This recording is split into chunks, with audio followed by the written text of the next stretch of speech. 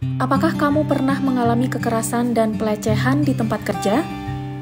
Jika pernah, maka kamu tidak sendirian.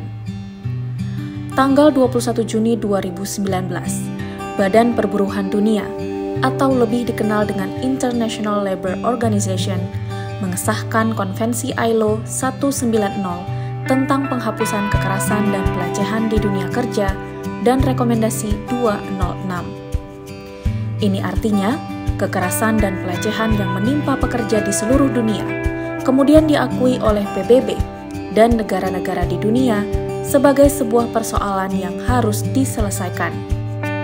Konvensi ILO 190 ini disahkan dalam Konferensi Perburuhan Internasional yang berlangsung di Jenewa, Swiss. Pemerintah, organisasi pengusaha, dan Serikat Pekerja Indonesia dalam forum tersebut sepakat mendukung pengesahan konvensi dan rekomendasi ILO tentang penghapusan kekerasan dan pelecehan di dunia kerja. Mengapa konvensi ini menyebut dunia kerja dan bukan tempat kerja? Lalu, apa pentingnya konvensi ini? Simak 6 hal penting tentang Konvensi ILO 190 yang disusun oleh Aliansi Stop Kekerasan dan Pelecehan di Dunia Kerja.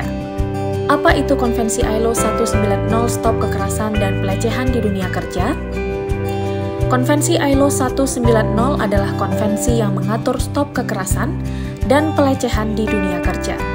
Pemerintah dan pengusaha harus menjamin tidak adanya kekerasan dan pelecehan di dunia kerja. Mengapa disebut dunia kerja, bukan tempat kerja? Disebut dunia kerja karena pekerja mengalami kekerasan, pelecehan, dan diskriminasi tak hanya di tempat kerja, tetapi sejak bekerja di rumah, seperti apakah perempuan mendapatkan bagian kerja yang sama dengan laki-laki, ketika di jalan, ketika sedang mengikuti workshop, magang, wawancara kerja, ketika makan, di kamar mandi, di tempat kerja, hingga kembali pulang ke rumah.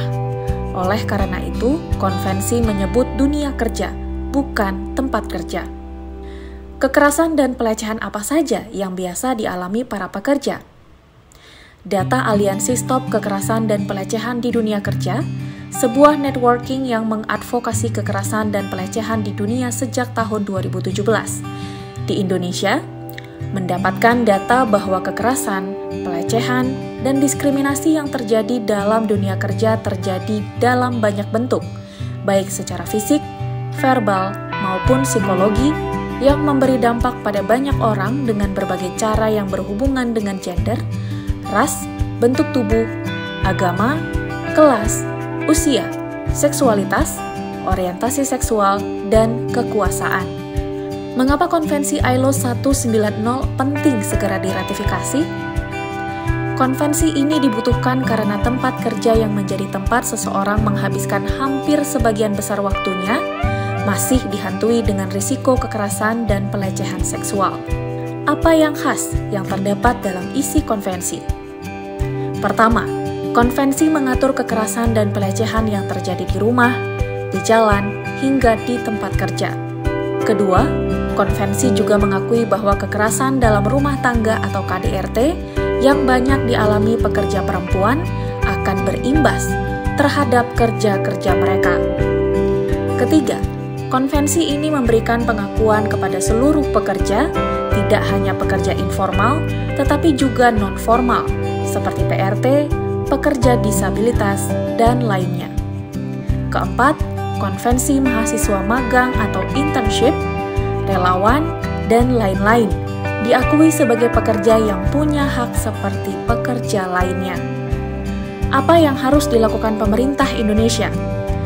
Dalam kurun waktu 2 tahun ini, negara yang telah mengambil langkah formal ratifikasi Konvensi ILO 190 ada 7 negara, antara lain Uruguay, Fiji, Samoa, Vanuatu, dan lainnya.